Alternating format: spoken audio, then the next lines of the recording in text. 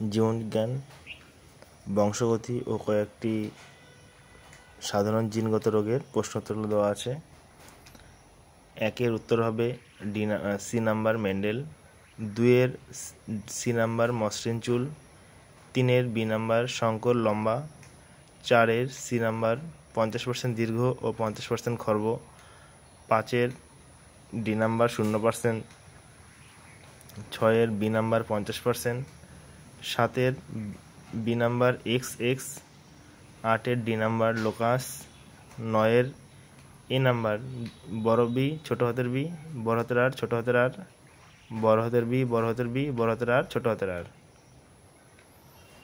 10-এর C number 7 জোড়া, 11-র B number দ্বিসংকর জনন, 12-র সি নাম্বার 1:2:1, 13-র সি নাম্বার পৃথক বিভাজনের সূত্র, 14-র এ নাম্বার লোকাস, 15-র এ নাম্বার, 16-র ডি নাম্বার, 17-র ডি নাম্বার, 18-র এ নাম্বার, 19-এর বি নাম্বার, 20-র বি নাম্বার।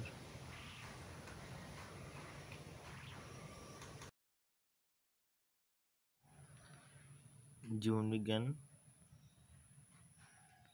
গ্রুপ বি এর প্রশ্নোত্তরগুলো দেখবে। মেন্ডেলের সূত্র কি নামে পরিচিত? উত্তরটা হবে মেন্ডেলবাদ। 2 নম্বর আছে কানের লতি কয় প্রকার হয়?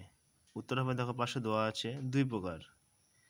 3 নম্বরে সমসমস্ত ক্রোমোজোমের নির্দিষ্ট বিন্দুতে অবস্থিত বিপরীত বৈশিষ্ট্য নিয়ন্ত্রক উপাদানকে কি বলে?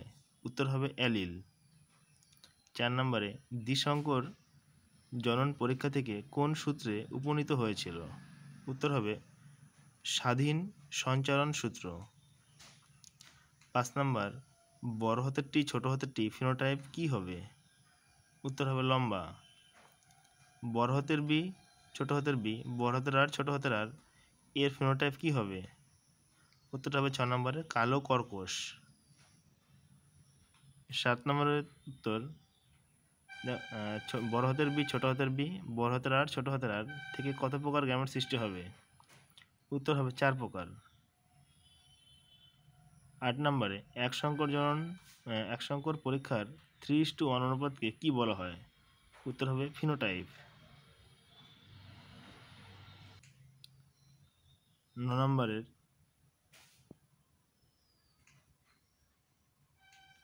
এক সংকর জনন পরীক্ষার 1:2:1 অনুপাতকে কি বলা হয়? উত্তর হবে জিনোটাইপ। 10 নম্বরে যখন একটি বিশুদ্ধ লাল ও একটি বিশুদ্ধ সাদা ফুলওয়ালা গাছের সংকরণের ফলে গোলাপি ফুলওয়ালা গাছ উৎপন্ন হয় তখন তাকে কি বলা হয়? 10 নম্বর উত্তর হবে অসম্পূর্ণ প্রকটতা। 11 নম্বরে মেন্ডেলের সাফল্য লাভের একটি কারণ উল্লেখ করো। উত্তর দেখবে বইতেই আছে 73 পৃষ্ঠায়। মেন্ডেলের সাফল্যের কারণ এখানে 4টা আছে, সুবিধা মতো যে কোনো একটা লিখলেই হয়ে যাবে।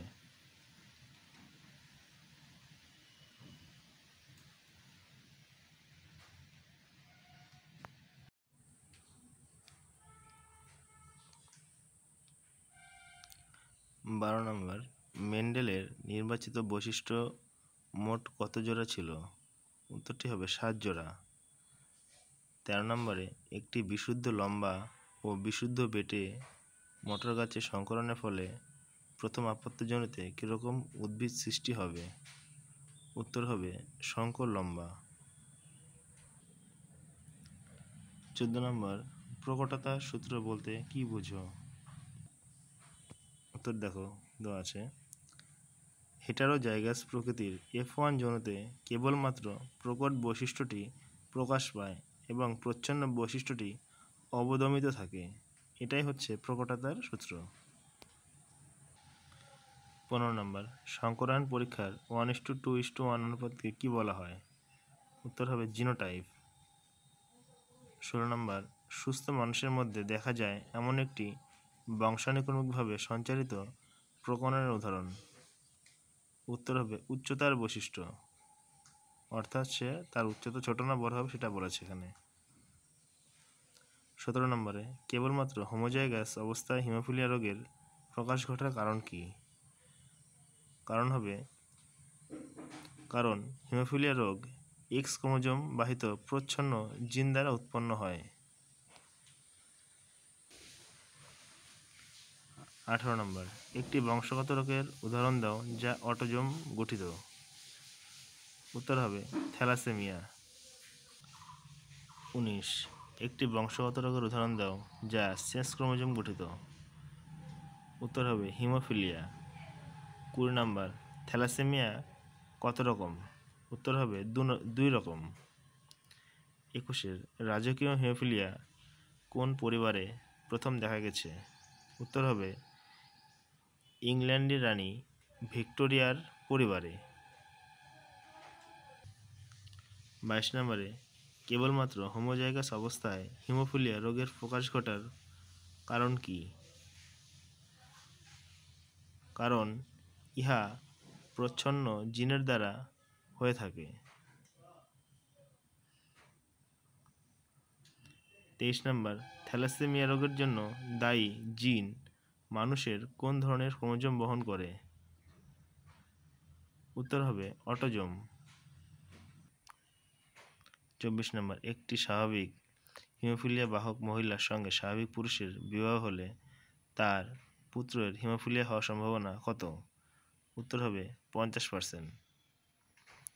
25 নম্বর দ্বিসংকর জনন পরীক্ষায় F2 জনুতে উৎপন্ন সংকর উদ্ভিদ Y বড়হাতের Y ছোট হাতের Y বড়হাতের Y ছোট হাতের R বড়হাতের R ছোট হাতের R থেকে সম্ভাব্য সকল গ্যামেটগুলি কী কী হতে পারে? উত্তরটা দেখো লেখা আছে বড়হাতের Y বড়হাতের R বড়হাতের Y ছোট হাতের R ছোট হাতের Y বড় হাতের R আর দুটোই ছোট হাতের Y ছোট হাতের R হবে।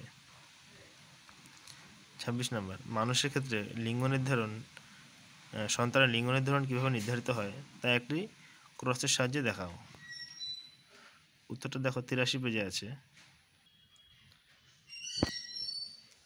শুধুমাত্র এটা লিখতে হবে যে মাতা XX পিতা XY, এখান থেকে দুটো গ্যামেট আসবে XX আর পিতার থেকে দুটো গ্যামেট আসবে একটা X একটা Y। এখান থেকে যখন হবে দুটো X আর একটা XY, XX হলে কন্যা, হলে XY হলে পুত্র। শুধু এই ছকটাকে লিখতে হবে, ছবি আঁকানোর কোনো দরকার নেই। 27 নম্বর মেন্ডেলের সূত্রের প্রথম একটি ব্যতিক্রম লেখো। উত্তর হবে অসম্পূর্ণ প্রকটতা 27 নম্বরের। 28 নম্বর কোন রোগকে, এটা কোনো আছে ভুল হয়েছে কোনো হবে, কোন রোগকে ক্রিসমাস ডিজিজ বলে? উত্তরটি হবে হিমোফিলিয়া বি। এবার চলে আসবো শূন্যস্থান পূরণে। 29 নম্বরটা ড্যাশ বংশগতির জনক। উত্তর হবে মেন্ডেল। 30 নম্বরে স্বাধীন সঞ্চালন সূত্র মেন্ডেলের ড্যাশ সূত্র, দ্বিতীয় সূত্র।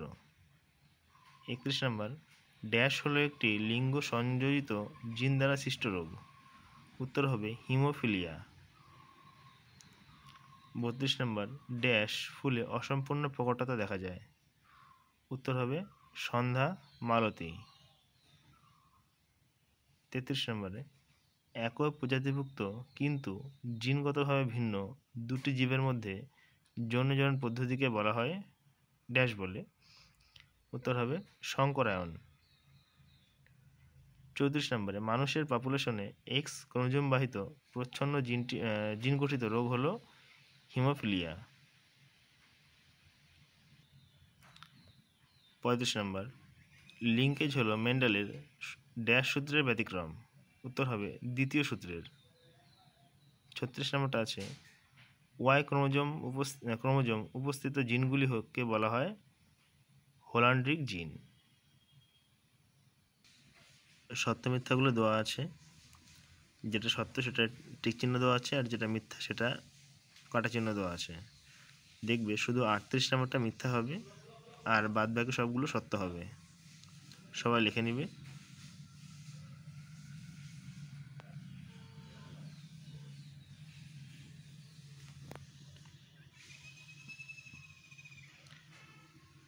আমরা আমরা চলে আসব প্রথম জোড়াটির সম্পর্ক বুঝে দ্বিতীয় জোড়াটির শূন্য স্থানে উপযুক্ত শব্দ বসাও।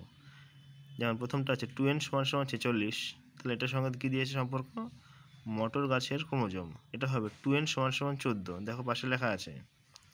কাণ্ডের দৈর্ঘ্য বেটে হলে ফুলের অবস্থানটা কোথায় হবে? কাক্ষিক। তারপরে দেখো আছে বিষাদৃশ্য শব্দটি বেছে লেখো। 46 নম্বর উত্তর হবে অটোজম, আর 47 উত্তর হবে দুটোই বড়তরে। এটা বলছে নিচের 4টি বিষয়ের মধ্যে 3টি বিষয় একটি বিষয়ের অন্তর্গত, তা চিহ্নিত করো। উত্তর হবে এখানে মেন্ডেলবাদ। আর 49 নম্বরে হবে অসম্পূর্ণ প্রকটতা।